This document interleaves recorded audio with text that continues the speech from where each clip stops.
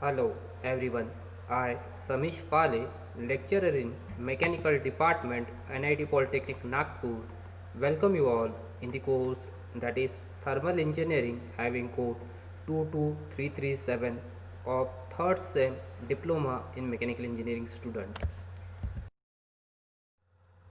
From today, we will start with our new chapter that is chapter number 4 steam nozzle and steam turbine. आज से अपन अपना नया वाला chapter start करें जो कि चैप्टर नंबर 4 है स्टीम नोजल और स्टीम टरबाइन। और उसमें का आज सबसे पहला टॉपिक जो अपन पढ़ने वाले हैं वो है स्टीम नोजल के बारे में। क्लियर है? तो आज के वीडियो से कौन से सेशन आउटकम आज के वीडियो देखने से अपन क्या चीज़ अपन सीखेंगे वो एक बार देख लेते हैं। सबसे पहले तो आफ्टर वॉचिंग दिस वीडियो, ये वीडियो देखने के बाद में the learner will be able to define nozzle. आप नोजल क्या होता है इसको डिफाइन कर पाएंगे। देन क्लासीफाई नोजल, नोजल को क्लासीफाई कर पाएंगे कितने टाइप के नोजल होते हैं। Then state Mach number and explain significance of Mach number. Mach number क्या होता है वो आप बता पाओगे और उसके सिग्निफिकेंस क्या है मैक नंबर के वो बता पाओगे। Then next derive equation of continuity. Continuity equation अपन आज के इस वीडियो में डिराइव करने वाले हैं। क्लियर है? देन कोर्स आउटकम, आज का वीडियो देखने से कौन सा कोर्स आउटकम अचीव होगा वो देख लेते हैं। तो आज का वीडियो देखने के बाद में जो कोर्स आउटकम अचीव होगा वो 4A अचीव होगा जो कि है select the nozzle for given situation. Different situation, given situation के लिए अपने को क्या करना है, नोजल को सिलेक्ट कैसे करते हैं वो आज के वीडियो से अपन ये वाला कोर्स आउटकम अचीव होने वाला है आज का वीडियो कंप्लीट होने के बाद में। देन प्रोग्राम आउटकम जो अचीव होने वाले हैं आज के वीडियो से वो सबसे पहले अचीव होने वाला है PO1 जो कि अपना बेसिक नॉलेज है। तो बेसिक नॉलेज आज के वीडियो में अपन यूज़ करने वाले हैं। क्लियर है? Then next is discipline knowledge भी आज की वीडियो से अचीव होगा। जो अपना डिसिप्लिन नॉलेज है मैकेनिकल इंजीनियरिंग का जो डिसिप्लिन नॉलेज है वो अचीव होगा। Then PO3 is engineering and practices, आज के वीडियो से अपना PO3 अचीव हो रहा है। And then PO4 is engineering tools. और उसके बाद में जो PO अचीव हो रहा है वो है PO8 that is individual and team work. And then PO9 communication skill. And lastly PO10 that is life long learning. और जो PSO प्रोग्राम स्पेसिफिक आउटकम जो अचीव होगा वो हो रहा है अपना PSO3। तो क्लियर है? स्टार्ट करते हैं अपन आज का अपना टॉपिक दैट इज अचीव होने वाली। और सबसे पहले देखते हैं कि स्टीम नोजल होता क्या है। तो steam nozzle is an insulated passage of varying cross sectional area through which heat energy that is enthalpy, heat energy को एंथैल्पी बोलते हैं, pressure of steam is converted into kinetic energy. Steam nozzle क्या है? एक insulated passage है। Insulated मतलब जिसमें जो भी चीज उसके अंदर से फ्लो हो रही है उसकी हीट बाहर साइड फ्लो नहीं होगी और बाहर की हीट उसके अंदर साइड में ट्रांसफर नहीं होंगी। मतलब जो भी चीज उसके अंदर से फ्लो हो रही है उसकी हीट बाहर ट्रांसफर नहीं होंगी और बाहर की हीट अंदर साइड ट्रांसफर नहीं होंगी। तो स्टीम नोजल क्या है? Steam nozzle is an insulated passage of varying cross sectional area, जिसका क्रॉस सेक्शनल एरिया क्या होगा? वेरी करेगा। जिसका क्रॉस सेक्शनल एरिया क्या होगा? वेरी करेगा। एक इंसुलेटेड पैसेज है जिसका क्रॉस सेक्शनल एरिया क्या हो रहा है? वेरी हो रहा है। जो उसका एरिया हो क्या करेगा? वेरी होगा। थ्रू विच, जिसमें थ्रू विच हीट एनर्जी, जिसमें क्या हो रहा है? Heat energy. हीट एनर्जी को बोलते हैं अपन enthalpy. Through which heat energy, pressure of steam, heat energy और प्रेशर ऑफ स्टीम कन्वर्ट होती है काय में? काइनेटिक एनर्जी में, जिसमें हीट एनर्जी या फिर आप बोल सकते हो एंथैल्पी और pressure of steam is converted into kinetic energy. ऐसा डिवाइस जिसमें स्टीम की बोलो या किसी भी स्टीम की बोलो हीट एनर्जी या फिर प्रेशर वो स्टीम का कन्वर्ट होता है काय में? काइनेटिक एनर्जी में, उस वाले डिवाइस को बोलते हैं अपन क्या? Steam nozzle. तो नेक्स्ट देखते हैं स्टीम नोजल कहाँ का यूज होता है, स्टीम नोजल का एप्लीकेशन क्या है। क्लियर है? तो सबसे पहला एप्लीकेशन है it is used in steam turbine to produce a jet of steam.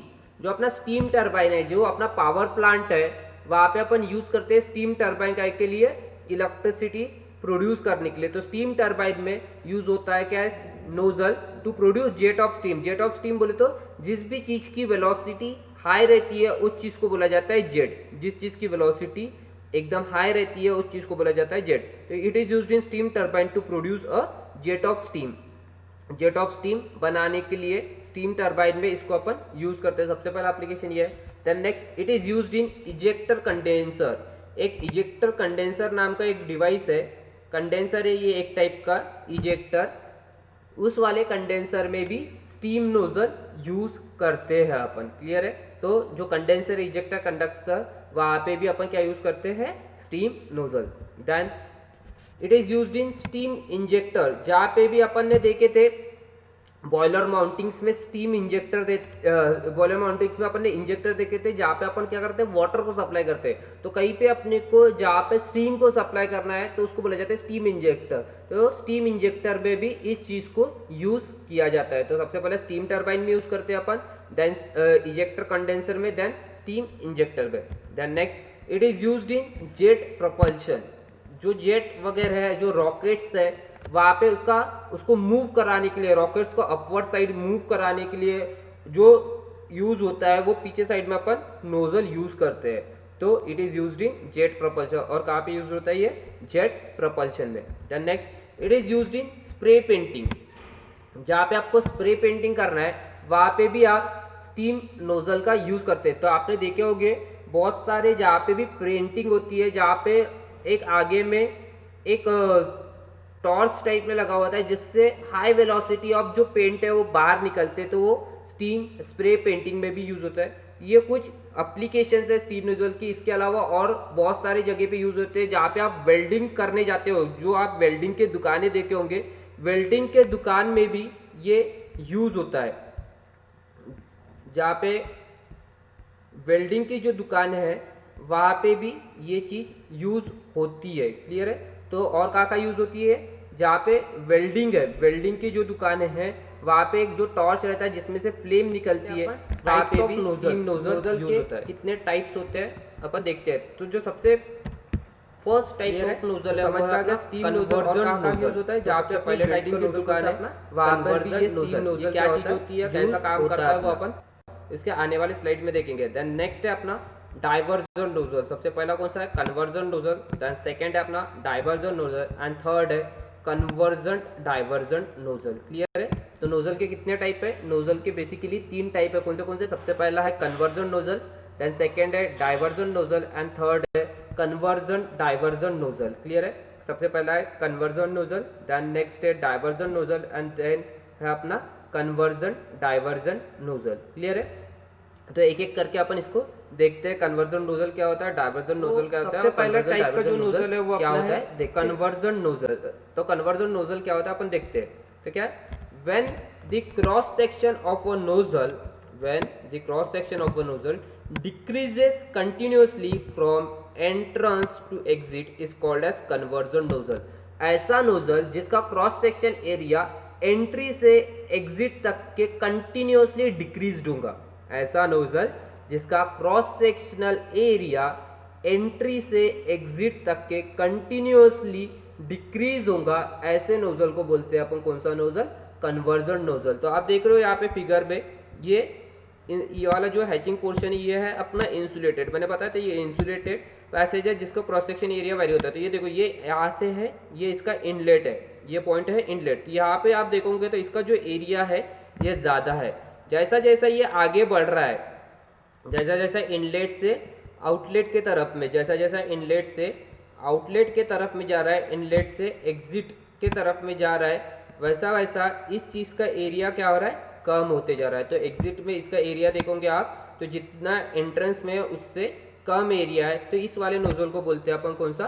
Conversion nozzle. इस वाले एरिया को बोलते हैं अपन कौन सा? Convergent nozzle. तो कन्वर्जन नोजल क्या है? When the cross section of a nozzle decreases continuously, जो क्रॉस सेक्शन है नोजल का वो डिक्रीज कर रहा है continuously from entrance to exit is called as convergent nozzle. इस वाले चीज को क्या बोलते हैं अपन? Convergent nozzle. तो कन्वर्जन नोजल बोले तो वो पोर्शन जिसमें क्रॉस सेक्शन एरिया क्या हो रहा है? इनलेट से एग्जिट तक के क्या हो रहा है? कंटिन्यूअसली डिक्रीज हो रहा है, इस वाले नोजल को बोलते हैं अपन convergent nozzle. It has no diverging portion. इस वाले एरिया जो नोजल है इसमें कोई भी डाइवर्जिंग पोर्शन नहीं है। डाइवर्जिंग पोर्शन बोले तो जिसमें एरिया बढ़ना स्टार्ट हो गया, जिसमें एरिया बढ़ना। कन्वर्ज होना बोले तो एक जगह पे आना, कन्वर्ज होना बोले तो एक जगह पे आना। ये देखो कि यहाँ से ऐसा एक जगह पे आ रहा है तो ये क्या हो रहा है, कन्वर्ज। डाइवर्ज होना मतलब, डाइवर्ज होने का मतलब क्या है कि वो एक जगह से दूर जाना, एक जगह से दूर जाना, उस वाली चीज को बोलते हैं डाइवर्ज। यहाँ पे कोई भी चीज डाइवर्ज हो रही है क्या, कोई भी चीज यहाँ पे देख रहे हो आप इनलेट से एग्जिट तक के, वो एक ही पॉइंट की तरफ में जा रही है, एक पॉइंट से कहीं दूर नहीं जा रही, तो उस वाली चीज को बोला जाता है कन्वर्जन। क्लियर है। तो ऐसा नोजल जिसमें cross sectional area continuously entrance से एग्जिट तक के क्या होगा, बढ़ेगा, सॉरी एंट्रेंस से एग्जिट तक के कंटिन्यूसली डिक्रीज होगा, उस वाले नोजल को बोलते हैं अपन कन्वर्जन नोजल। क्लियर है। देन नेक्स्ट टाइप अपना जो नोजल का हुआ है डाइवर्जन नोजल। तो डाइवर्जन नोजल क्या होता है देखते हैं। तो when cross section of a nozzle, when cross section of a nozzle increases continuously, जो नोजल का क्रॉस सेक्शन एरिया क्या हो रहा है, इंक्रीज हो रहा है continuously from entrance to exit, is called as divergent nozzle. उस वाले नोजल को बोलते हैं अपन कौन सा, डाइवर्जन नोजल। तो जिस वाले नोजल में क्रॉस सेक्शन एरिया इनलेट से एग्जिट तक के या एंट्रेंस से एग्जिट तक के क्या होगा, इंक्रीज होगा कंटिन्यूसली, क्या होगा, इंक्रीज होगा कंटिन्यूसली, उस वाले नोजल को बोला जाता है कौन सा नोजल, डाइवर्जन नोजल। तो ये आप देख रहे हो डायग्राम में, ये देखो ये इसका इनलेट पोर्शन है, फ्लो डायरेक्शन इधर साइड में जा रही है कि ये इसका पोर्शन है अपना काई का, ये अपना पोर्शन है इनलेट का। तो यहाँ पे एरिया देखो कम है, जैसा जैसा ये आगे बढ़ रहा है इसका एरिया देखो क्या हो रहा है, इंक्रीज हो रहा है। जैसा जैसा ये आगे बढ़ रहा है, जैसा जैसे ये वाले पोर्शन से क्या हो रहा है अपना आगे बढ़ता जा रहा है, इसका एरिया क्या हो रहा है, इंक्रीज हो रहा है। तो अपना जो आउटलेट है, जो अपना आउटलेट है वहाँ पे एरिया क्या है, ज़्यादा है एज कम्पेयर टू इनलेट। तो ऐसे नोजल को बोलते हैं अपन कौन सा नोजल, डाइवर्जन नोजल। ऐसे नोजल को बोलते हैं अपन कौन सा, डाइवर्जन नोजल। तो डाइवर्जन नोजल क्या है, when the cross section of a nozzle decreases continuously from entrance to exit is called as divergent nozzle. ऐसा नोजल जिसमें क्रॉस सेक्शन एरिया इनलेट से आउटलेट तक के कंटिन्यूसली इंक्रीज होगा, उस वाले नोजल को बोलते हैं अपन डाइवर्जन नोजल। तो उसके बाद में लिखा है it has no converging portion. ये वाले जो नोजल है इसमें कोई भी कन्वर्जिंग पोर्शन बिल्कुल भी रहेगा नहीं। अभी कन्वर्जिंग पोर्शन नहीं रहेगा मतलब क्या है, इसका मतलब क्या है कि यह जो एरिया है नोजल है इसमें कोई भी चीज एक पॉइंट से एक पॉइंट की तरफ में आते हुए नहीं दिखेंगी, कोई भी चीज एक पॉइंट की तरफ में आते हुए नहीं दिखेंगी, तो उस वाले चीज को बोलते हैं अपन कन्वर्जिंग पोर्शन। तो डाइवर्जन नोजल क्या है, when the cross section of a nozzle increases continuously, जब क्रॉस सेक्शन ऑफ नोजल, जो नोजल का क्रॉस सेक्शन एरिया है वो इंक्रीज हो रहा है फ्रॉम एंट्रेंस टू एग्जिट, उस वाले नोजल को बोलते हैं अपन कौन सा, डाइवर्जन नोजल। क्लियर है। और इसमें कोई भी कन्वर्जिंग पोर्शन नहीं रहता है। देन नेक्स्ट है अपना कन्वर्जन डाइवर्जन नोजल। तो कन्वर्जन डाइवर्जन नोजल क्या होता है देखते हैं। तो इसमें देखो when the cross section of a nozzle first decrease from entrance to throat, जब क्रॉस सेक्शन नोजल का डिक्रीज होगा कहाँ से, एंट्रेंस से थ्रोट तक के, and then increase from throat to exit is called as convergent divergent nozzle. जैसा कि आपको नाम से भी समझ में आ रहा है, कन्वर्जन भी पोर्शन है इसमें, डाइवर्जेंट भी है। तो जो अपन ने इसके पहले के दो नोजल देखे वो दोनों का कॉम्बिनेशन रहेगा। तो सबसे पहला है कन्वर्जन, फिर है डाइवर्जन। तो कन्वर्जन क्या है, कन्वर्जन में क्या होता था, एंट्रेंस से एग्जिट तक के एरिया कंटिन्यूसली डिक्रीज होता था। डाइवर्जन में क्या होता था, एंट्रेंस से एग्जिट तक के एरिया क्या होता था, कंटिन्यूसली बढ़ता था। और ये दोनों चीजें जहां पर अपन ने, ये दोनों चीजें अपन ने क्या करे, ये दोनों चीजें जहां पर,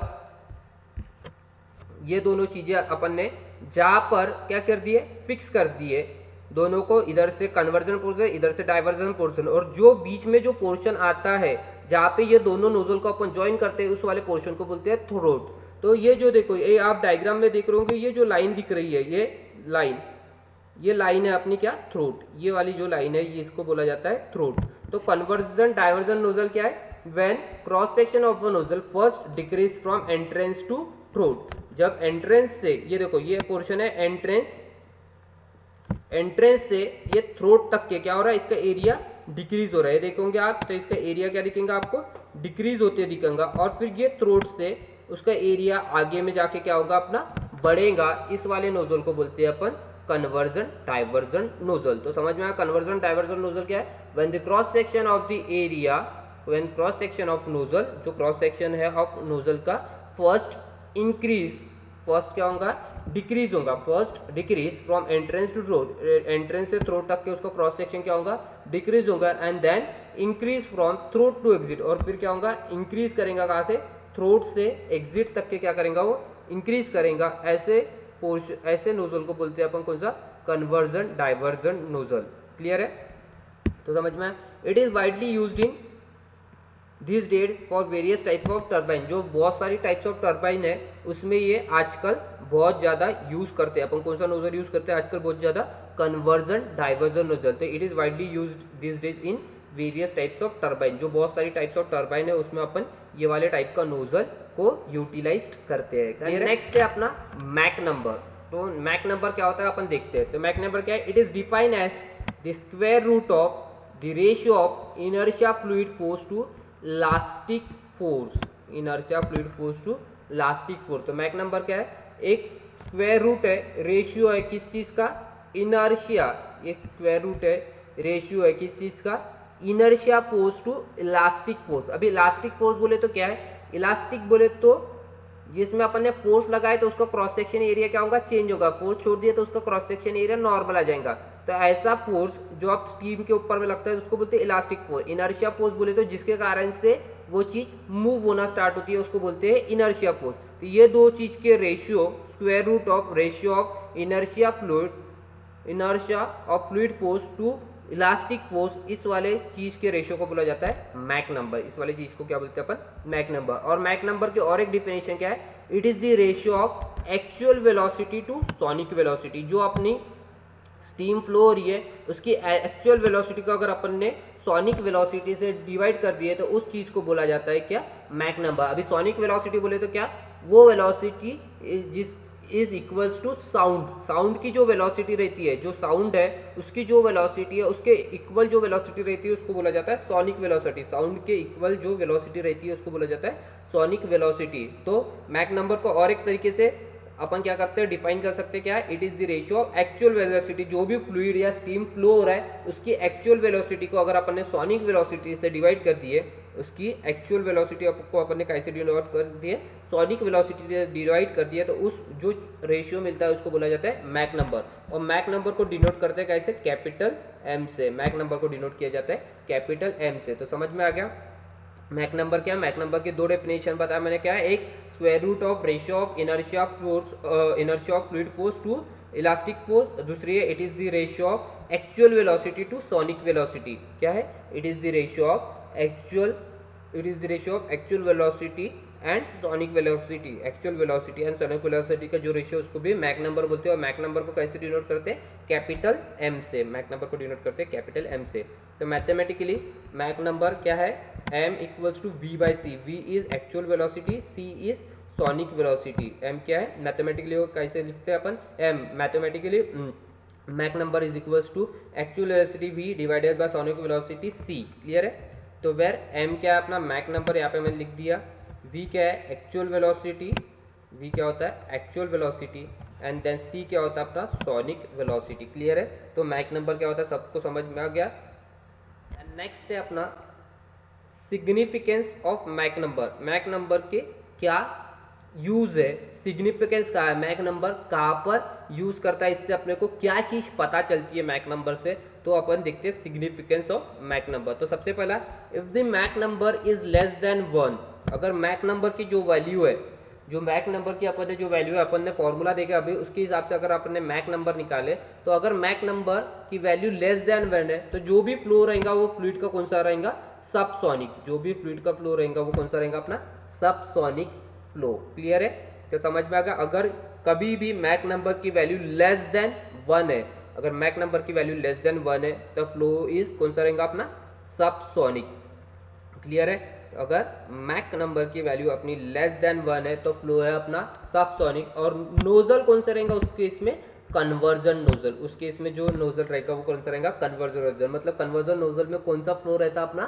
सबसोनिक फ्लो। कौन सा रहता है? Subsonic flow. क्लियर है? यदि Mach number is less than 1 then flow is subsonic and nozzle is convergent nozzle. Nozzle कौन सा रहेगा अपना, कन्वर्जन नोजल रहेगा। क्लियर है।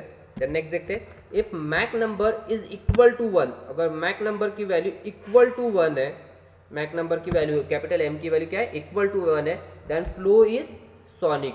जो फ्लो रहेगा वो अपना कौन सा रहेगा, सोनिक फ्लो रहेगा। Then flow is sonic. Clear है। अगर मैक नंबर की वैल्यू लेस देन 1 है तो फ्लो कौन सा रहेगा अपना, सबसोनिक। मैक नंबर की वैल्यू लेस देन 1 है तो फ्लो रहेगा अपना सबसोनिक। अगर मैक नंबर की वैल्यू इक्वल टू 1 है तो फ्लो रहेगा अपना कौन सा, सोनिक। क्लियर है। Then next, Mach if Mach number is greater than 1, अगर मैक नंबर की वैल्यू ग्रेटर देन 1 है, एक से ज्यादा है, the flow is supersonic. Flow कौन सा रहेगा अपना, सुपरसोनिक। जब मैक नंबर की वैल्यू ग्रेटर देन 1 रहेगी तब अपना जो फ्लो रहेगा वो रहेगा सुपरसोनिक। क्लियर है। अगर लेस देन 1 है तो फ्लो रहेगा अपना सबसोनिक, इक्वल टू 1 है तो फ्लो रहेगा अपना सोनिक, अगर ग्रेटर देन 1 है तो फ्लो रहेगा अपना सुपरसोनिक। और सुपरसोनिक में जो नोजल यूज होता है वो यूज होता है अपना कौन सा, डाइवर्जन नोजल। सुपरसोनिक में जो अपना नोजल रहेगा वो कौन सा रहेगा अपना, डाइवर्जन नोजल। क्लियर है, समझ में आ गया। अगर मैक नंबर की value less than 1, flow is sonic, sorry Mach number की value less than 1, flow is subsonic. Mach number की value equal to 1, flow is sonic. अगर मैक नंबर की value greater than 1, flow is supersonic. और nozzle कौन सा रहेगा अपना, nozzle रहेगा डाइवर्जन नोजल। क्लियर है। If Mach number is greater than 5, अभी मैक नंबर की वैल्यू क्या है, greater than 5, then flow is hypersonic. वो उस टाइम पे जो फ्लो रहता है वो कौन सा रहता है, हाइपरसोनिक। क्लियर है। अगर मैक नंबर की value less than 1, flow is subsonic. Mach number is equals to 1, then flow is sonic. If Mach number is greater than 1, then flow is supersonic. But if Mach number is greater than 5, अगर Mach number की value greater than 5 है तो flow रहेगा अपना कौन सा, hypersonic. अगर Mach number की वैल्यू ग्रेटर देन 1 है तो फ्लो रहेगा अपना हाइपरसोनिक। क्लियर है, समझ में आ गया। क्लियर है सबको। नेक्स्ट टॉपिक जो है वो है अपना इक्वेशन ऑफ कंटिन्यूटी, या फिर इसको कंटिन्यूटी इक्वेशन भी बोला जाता है। तो नेक्स्ट जो अपना टॉपिक है वो कौन सा है, इक्वेशन ऑफ कंटिन्यूटी या कंटिन्यूटी इक्वेशन। तो इसमें अपन ने क्या किया, consider a non viscous liquid in stream line flow through a tube A B. एक ए बी ट्यूब है, उसमें से एक फ्लूइड फ्लो हो रहा है जो कि नॉन विस्कस है। नॉन विस्कस बोले तो जो चिपचिपाट वाला नहीं है, जो इसकी विस्कोसिटी लेस है, जिस वाले फ्लूइड की विस्कोसिटी क्या है, लेस है, ऐसे फ्लूइड को अपन ने कंसीडर किया। और वो क्या है, ये जो ट्यूब है, ये ट्यूब के अंदर से फ्लो हो रहा है, ट्यूब ए बी से, ऑफ वेरिंग क्रॉस सेक्शन। और वो ट्यूब का जो एरिया है वो क्या हो रहा है, वेरी कर रहा है। क्लियर है। तो जिसमें let A1 and A2 be the area of cross section at A and B respectively. जो A1 और A2 है, अपन ने क्या किया, जो ये A पॉइंट है, ये जो A, इसके ऊपर में जो एरिया लिया है वो A1 लिए है, इसके ऊपर में जो एरिया लिया है वो A1 लिया है। और ये जो B पॉइंट है, इसके ऊपर में जो एरिया लिया है वो लिया मैंने A2। इसके ऊपर में जो एरिया लिया वो लिया मैंने कितना, A2। तो समझ में आ गया। क्या किया मैंने, एक ट्यूब लिया जिसका क्रॉस सेक्शन एरिया क्या हो रहा है, वेरी हो रहा है। तो एक एंड के ऊपर का नाम दिया मैंने A, एक एंड के ऊपर का नाम दिया मैंने B।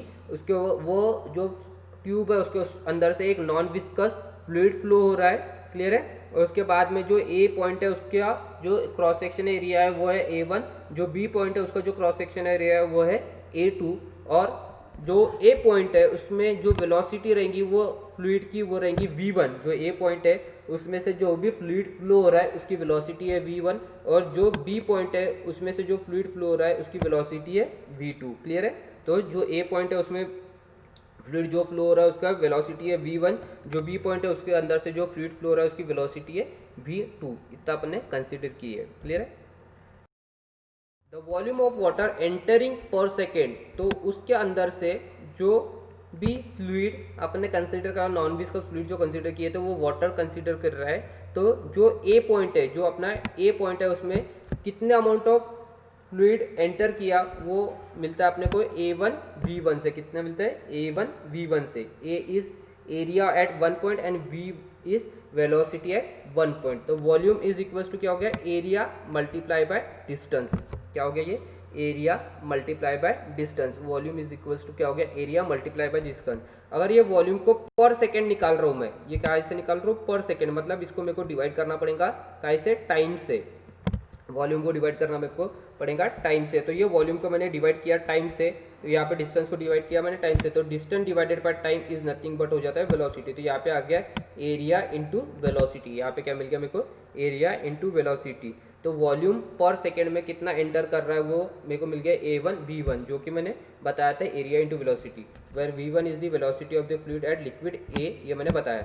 उसी तरीके से the volume of water living at B per second, तो ये A1 V1 क्या है, ये एंटर कर रहा है एट A पॉइंट। तो जो B पॉइंट है उसमें से अपना क्या होगा, लिक्विड बाहर भी निकलेगा, तो वो कितना बाहर निकल रहा है, उसका एरिया जितना है मल्टीप्लाई बाय उसकी वेलोसिटी। इसका एरिया जितना है मल्टीप्लाई बाय उसकी वेलोसिटी।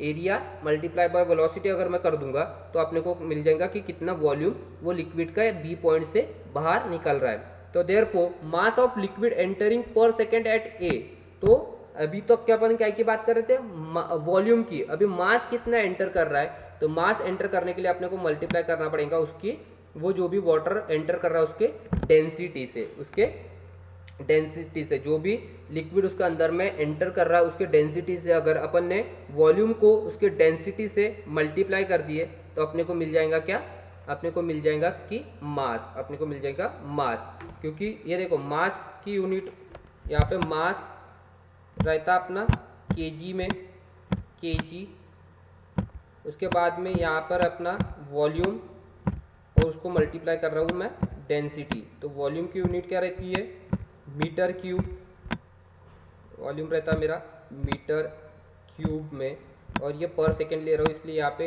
यस आ जाएगा सेकेंड का, डिवाइडेड बाय डेंसिटी से मल्टीप्लाई कर रहा था, तो डेंसिटी की यूनिट रहती है अपनी केजी, डेंसिटी की यूनिट रहती है अपनी केजी पर मीटर क्यूब, क्या रहती है, केजी पर मीटर क्यूब। तो ये मीटर क्यूब कैंसिल हो जाएगा, तो यहाँ पे मास पर सेकेंड मेरे को मिल जाएगा कितना, केजी पर सेकेंड में ये मेरे को मास मिल जाएगा। तो मेरे को मास ऑफ लिक्विड एंटरिंग जो निकालना था वो उसके लिए मैंने क्या कर दिया, डेंसिटी, जो भी वो लिक्विड की डेंसिटी उसको मल्टीप्लाई कर दिया उसके वॉल्यूम से। तो मास ऑफ लिक्विड, जो मास ऑफ लिक्विड है वो अपन जो निकाल रहे, जो मास ऑफ लिक्विड है जो अपन निकाल रहे, उसके लिए क्या करना पड़ेगा अपने को, A1 is equal A1 V1 multiply by ρ1। तो जो मास है उसके, इससे क्या कर दिया मैंने, उसकी डेंसिटी को मल्टीप्लाई कर दिया। उसी तरीके से जो मास है, उसी तरीके से जो मास है वो लीव कर रहा है एट बी जो लीव कर रहा है, तो वो जो वॉल्यूम रहेगा एट बी पॉइंट उसको भी अपन क्या कर देंगे, वो डेंसिटी से मल्टीप्लाई कर देंगे। There is no loss of liquid in, मैंने क्या कर दिया, मास निकालने के लिए एट A1 अज्यूम कर रहे हैं डेंसिटी से मल्टीप्लाई करेगा, और B1 लॉस नहीं हो रहा है डेंसिटी से के अंदर में, तो उसके कारण से क्या हो गया, तो मास ऑफ लिक्विड एंटरिंग पर सेकंड एट ए, जो मास ऑफ लिक्विड है वो ए के ऊपर में जितना एंटर कर रहा है, जो मास ऑफ लिक्विड है वो अपना ए के ऊपर में जितना एंटर कर रहा है उतना ही मास ऑफ लिक्विड लिविंग पर सेकेंड एट बी। तो जाहिर सी बात है कोई भी लॉसेस नहीं होंगे, तो जितना पानी अपन एक एंड से भेजेंगे उतना ही पानी क्या होगा, अपने दूसरे एंड से निकलेगा। जितना मास मतलब अपन 1 किलो अगर पानी अपन ए से भेज रहे तो बी से भी अपना क्या निकलेंगे, 1 किलो पानी निकलेगा। तो उसके कारण से अपन ने मास अभी इसके पहले निकाले थे, क्या था, volume multiply by density is equals to outlet में उसका वॉल्यूम मल्टीप्लाई बाय उसकी डेंसिटी। पर जो अपना फ्लूइड है वो तो अपन एक ही फ्लो कर रहे हैं, ए से भी वही फ्लूइड निकल रहा है, बी से भी वही फ्लूइड निकल रहा है, तो जितनी डेंसिटी उसकी इनलेट में रहेंगी उतनी डेंसिटी उसकी कहीं में रहेंगी, आउटलेट में। तो since the density is uniform through out, अपनी डेंसिटी क्या है, यूनिफॉर्म है थ्रू आउट, तो ρ1 इज इक्वल टू क्या हो जाएगा अपना ρ2, डेंसिटी क्या है, दोनों जगह पे इक्वल है, तो डेंसिटी क्या हो जाएगी, इक्वल है। इसी कारण से अपना जो ये बनेगा, ये क्या बन रहा है, A1 इक्वल्स टू A2, क्योंकि ये डेंसिटी इक्वल होने के कारण से ये दोनों क्या हो जाएंगे, कैंसिल हो जाएंगे। तो यहाँ पे क्या बचेंगे, A1 इक्वल्स टू V2, तो और AB इक्वल्स टू कॉन्स्टेंट, यहाँ पर ने 2 लिए इसलिए A1 V1 equals to A2। अगर अपन 3 जगह पे लेते तो ये क्या हो जाएगा, A3 V3 equals to constant हो जाएंगे, क्या हो जाएंगे, A3 V3 equals to constant. तो यहाँ पे AB इक्वल्स टू क्या आ जाएगा अपना कॉन्स्टेंट, और इसी को बोलते हैं अपन क्या, इक्वेशन ऑफ कंटिन्यूटी। तो A1 V1 equals to A2 V2, इसको क्या बोलते हैं, इक्वेशन ऑफ कंटिन्यूटी बोला जाता है। इसी चीज़ को क्या बोला जाता है, इक्वेशन ऑफ कंटिन्यूटी। तो समझ में आ गया इक्वेशन ऑफ कंटिन्यूटी क्या है, area into velocity at first point is equals to area and velocity at second point, इसी चीज़ को बोला जाता है अपना कंटिन्यूटी इक्वेशन। क्लियर है। देन नेक्स्ट जो अपना टॉपिक है वो है क्रिटिकल प्रेशर। तो नोजल में कहाँ किस चीज़ को अपन क्रिटिकल प्रेशर बोलते हैं वो अपन देख लेते हैं। तो pressure for which maximum discharge through nozzle occurs, जिस वाले भी प्रेशर के ऊपर में नोजल से मैक्सिमम डिस्चार्ज मिलेगा उस वाले प्रेशर को बोला जाता है क्रिटिकल प्रेशर। जो नोजल के अंदर में जिस वाले प्रेशर के ऊपर में मैक्सिमम डिस्चार्ज मिलेगा नोजल से, जो वाले प्रेशर के ऊपर में मैक्सिमम डिस्चार्ज मिलेगा अपने को कैसे, जिस वाले प्रेशर पे मैक्सिमम डिस्चार्ज मिलेगा अपने को नोजल से, उस वाले प्रेशर को बोला जाता है क्रिटिकल प्रेशर। और it is denoted by PC. Critical pressure को डिनोट करते कैसे, पीसी से। तो समझ में आया क्रिटिकल प्रेशर क्या है। The pressure for which maximum discharge through nozzle occur is called as critical pressure. जिस भी प्रेशर के ऊपर में मैक्सिमम डिस्चार्ज मिलेगा नोजल से, उस वाले प्रेशर को बोला जाता है कौन सा प्रेशर, क्रिटिकल प्रेशर। क्लियर है। तो let us summarise what we learn today. आज अपन ने क्या क्या पढ़े वो अपन एक बार फिर से रिवाइज कर लेते हैं या समराइज कर देते हैं। सबसे पहले अपन ने देखे डिफाइन नोजल, नोजल क्या होता है वो देखे, उसके बाद में उसके एप्लीकेशन देखे, फिर 3 टाइप के नोजल देखे, कन्वर्जन नोजल, डाइवर्जन नोजल और कन्वर्जन डाइवर्जन नोजल। फिर उसके बाद में मैक नंबर देखे और मैक नंबर के सिग्निफिकेंस कैसा यूज होता है मैक नंबर वो देखे, और लास्टली अपन ने इक्वेशन ऑफ कंटिन्यूटी निकाले और क्रिटिकल प्रेशर क्या होता है वो देखे। उसके बाद में आज का जो वीडियो है उससे जो अपना कोर्स आउटकम अचीव हो रहा है वो मैंने पहले भी बताया, वो कौन सा है 4A है, और प्रोग्राम आउटकम जो अचीव हो रहा है वो यहाँ पे नीचे टेबल में दिए हुए है। क्लियर है। तो ये कुछ क्वेश्चन है जो MSBT में आज के वीडियो से रिलेटेड फ्रीक्वेंटली पूछे जाते हैं। जैसा कि सबसे पहला क्वेश्चन है डिफाइन नोजल, तो इसमें आपको नोजल की डेफिनेशन लिखना है, और उसके बाद में टाइप्स ऑफ नोजल। तो आपको टाइप्स ऑफ नोजल में सिर्फ नोजल के नाम नहीं लिखना है आपको, जबकि नोजल जैसा आपने अगर लिखे कन्वर्जन नोजल तो आपको कन्वर्जन नोजल क्या होता है वो लिखना है और उसका डायग्राम भी बनाना है। डाइवर्जन नोजल लिखे तो अगर डाइवर्जन नोजल क्या होता है उसका डायग्राम भी बनाना है। उसी तरीके से कन्वर्जन डाइवर्जन नोजल क्या होता है उसका डायग्राम भी आपको बनाना है। Then next list application of nozzle, तो नोजल की कहाँ का एप्लीकेशन है वो चीज़ लिखना है। देन नेक्स्ट है write continuity equation of steam nozzle. Steam nozzle के लिए आपको क्या कंटिन्यूटी इक्वेशन अपन ने कैसे निकाले वो लिखना है। फिर what is Mac number, Mach number क्या होता है वो लिखना है, और उसके अपन ने जो सिग्निफिकेंसेस देखे हैं वो लिखना है, और लास्टली क्रिटिकल प्रेशर क्या होता है वो चीज़ आपको लिखना है। क्लियर है। So thank you. अगर आज के वीडियो से रिलेटेड किसी को भी कुछ भी प्रॉब्लम है, कुछ भी किसी को भी डाउट है, तो डायरेक्टली आप मुझे कांटेक्ट कर सकते हो। मेरी कांटेक्ट डिटेल्स यहाँ पर दिया हुआ है। तो thank you once again and happy learning. Thank you.